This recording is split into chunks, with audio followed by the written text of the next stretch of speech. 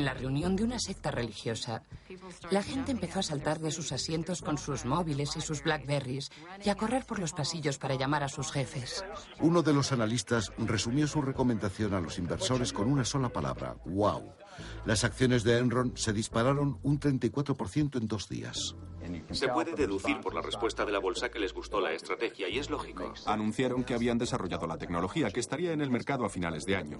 Y la tecnología funciona, la calidad es genial y a los clientes les gusta, así que hemos dado un gran paso.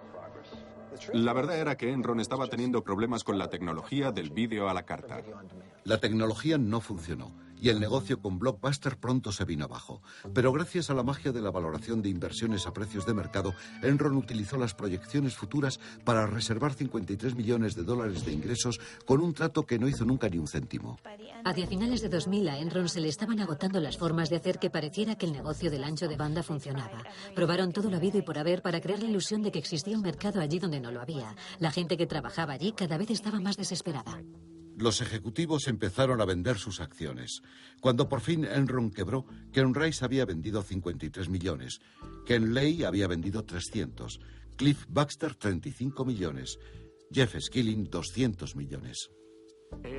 A medida que el fraude se perpetúa con todas las mentiras y artificios, el maestro de ceremonias, por así decirlo, empieza a creer que su particular visión del negocio es real. Que el fraude es, de hecho, la realidad. Lo que se percibe es la realidad. Y mientras se mantenga esa percepción, en realidad no es un fraude.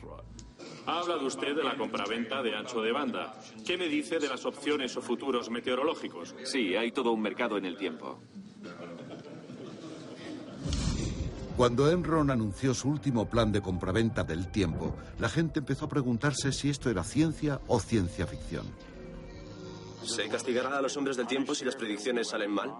No lo sé. ¿Tiene alguna marca en la espalda de que le hayan azotado? Es una pena, pero es muy bueno. A medida que el tiempo pasaba, a Jeff le resultaba más difícil admitir que las cosas iban mal. Pero estoy convencida de que cuando se apagaban las luces al final del día, tenía que saber lo que se avecinaba.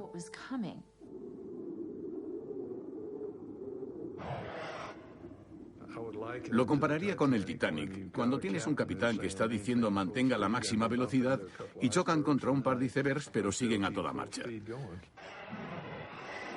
El capitán de este barco, el Enron, ignoró todas las señales de advertencia, y eran muchas. Y el capitán del barco era... Kenneth Lay.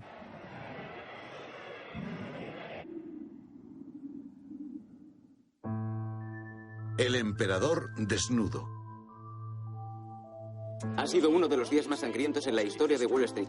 Las acciones han caído un 31%. Las acciones encabezaron la feroz venta del viernes. Ha sido una buena llamada de atención. Millones de inversores ansiosos siguen la gran caída del viernes. Dow Jones... A finales de 2000, Enron era especialmente importante, ya que por entonces la mayoría de las compañías de Internet habían empezado a caer y todo el mundo en Wall Street estaba buscando el siguiente gran negocio. Ahí tenías a Enron, que parecía ser una estrella brillantísima en el firmamento corporativo. Los precios de sus acciones subieron un 90% en el 2000 y el año anterior ya habían subido un 50%. En Wall Street eran las acciones con mayúscula, porque era una de esas compañías que en teoría no podía ir mal. Éramos el heraldo de la nueva economía. Toda la cultura que nos rodeaba no dejaba de recordarnos lo buenos que éramos. Y además, la revista Fortune nos decía que éramos la compañía más innovadora de Estados Unidos. En ese momento empezamos realmente a hincharnos. Vaya, lo hemos vuelto a lograr. La encuesta a la compañía más admirada de la revista Fortune acaba de elegir otra vez a Enron por 6º año consecutivo como la compañía más innovadora de Estados Unidos. Bien merecido, nos lo merecemos. Ken Lay seguía teniendo buena labia para vender, pero un inversor vio algo en los números de Enron que se les había pasado a los analistas de mercado. En general, los analistas admitían, sí, es una caja negra, es una cuestión de fe. ¿Quién sabe de dónde vienen los ingresos? Aparecen y ya está. Y lo único que sabemos es que siempre son grandes. Yo les insistía en que de eso se trata precisamente. Si la caja negra te quiere engañar, los números van a ser siempre buenos hasta que dejen de serlo. No soy periodista sensacionalista, así que no tenía ninguna razón para investigar a Enron, pero Jim Chenos me comentó que debía echar un vistazo a los balances financieros de Enron. De los balances financieros no se deducía claramente que Enron estuviera cometiendo un fraude, pero lo que sí estaba claro era que algo no cuadraba. En marzo de 2001, Bethany McLean, una periodista de la revista Fortune, fue la primera que empezó a plantear preguntas acerca de la situación financiera de Enron. Se hacía una pregunta muy sencilla en su artículo, una pregunta que nadie parecía saber responder. ¿Cómo gana exactamente Enron su dinero? Usted se indignó mucho con ella, ¿verdad? Recuerdo muy bien la conversación telefónica que tuve con esa periodista de Fortune. Me llamó y empezó a preguntarme cosas muy específicas de contabilidad de empresas. Yo no soy contable, así que no pude responderlas. Se puso muy nervioso. Dijo que la gente que hacía preguntas de ese tipo lo único que quería era tirar piedras a la compañía y que carecía de ética porque no había hecho bien mis deberes. Porque si hubiera hecho mis deberes como era debido, entendería hasta qué punto mis preguntas carecían de base. Señor Skilling, da la sensación de que trataba de intimidar a alguien por hacer preguntas muy básicas sobre Enron. Le dije que solo tenía 6 minutos, ya que tenía que irme a una reunión, y que no podía entrar en detalles, y que no era contable. Y me dijo, bueno, no pasa nada, vamos a escribir el artículo de todos modos.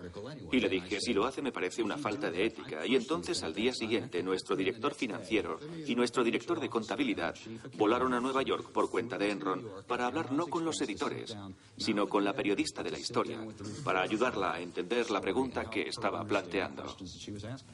Al día siguiente nos sentamos en una sala de conferencias pequeña y oscura durante 3 horas y repasamos varios aspectos de los negocios de la empresa. Nunca olvidaré esto. Cuando la reunión acabó, los otros 2 ejecutivos habían recogido sus cosas y habían salido de la sala. Y Andy Fausto se volvió, nos miró a mi editor y a mí y dijo, me da igual lo que escriban sobre la compañía, pero no me dejen mal a mí. Fastow tenía buenas razones para no querer quedar mal. Andy Fausto dirigía unas sociedades que tenían negocios con Enron y estas aparecían en los balances financieros de la compañía. Pero no las mencioné en mi artículo porque pensé, bueno, los contables y el cuerpo directivo han dicho que no hay nada raro. Estaría loca si pensara que puede haber algo raro en ellas. La historia que escribí en realidad era bastante suave. El título era ¿Está sobrevalorada Enron? Pero al final no pude probar nada más, solo que eran acciones sobrevaloradas. Y probablemente fui demasiado cándida por no sospechar que había algo más que todo eso. ¿Su artículo era muy crítico? Sí, lo fue. El titular del artículo de la revista Fortune era ¿Están sobrevaloradas las acciones de Enron? La idea principal del artículo es que Enron es una especie de caja negra, lo cual, lo siento, es verdad. Quiero decir que es bastante difícil mostrar a la gente los detalles de cómo fluye el dinero, sobre todo en los negocios al por mayor. La única razón de que Fortune haya hecho este análisis es porque Business Week había publicado un artículo favorable sobre Enron una semana antes, y todos conocemos la competencia en la prensa, la competencia que hay entre revistas. Cuando alguien dice algo bueno, el otro tiene que decir algo malo. Creo que esa es la génesis de todo esto, de manera que esta crítica me parece algo ridícula. Cuando Bethany McLean de la revista Fortune empezó a analizar la liquidez de la empresa y escribió un maravilloso artículo que decía echen un vistazo a la liquidez del primer trimestre, del segundo, del tercero y de final de año, ella no invirtió en Enron por una razón. Las finanzas de Enron no cuadraban, pero tienes que estar dispuesto a decir en voz alta que el emperador está desnudo y este emperador era muy poderoso. Hoy vamos a desvelar una nueva visión corporativa. Vale, ¿listos? 1, 2, 3. ¿Cómo lo veis? Es realmente difícil decir cuándo Enron traspasó por primera vez los límites de la legalidad, pero no hay duda de quién fue la persona que llevó a la compañía a hacer eso. Era un protegido de Jeff Skilling llamado Andy Fausto. El aprendiz de brujo.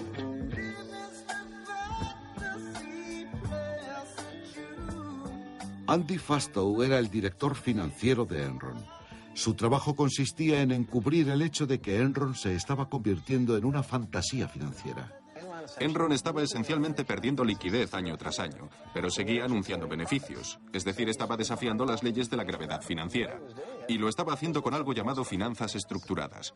Y el maestro de todo eso en Enron era Andy Fausto. Andy era muy joven. Jeff Skilling lo contrató seguramente antes de que cumpliera los 30 años e idolatraba a Jeff. Y ciertamente quería complacer a su jefe. Para complacer al jefe, Fausto tuvo que ingeniárselas para mantener una cotización de las acciones siempre a la alza, escondiendo el hecho de que Enron había incurrido en una deuda de 30.000 millones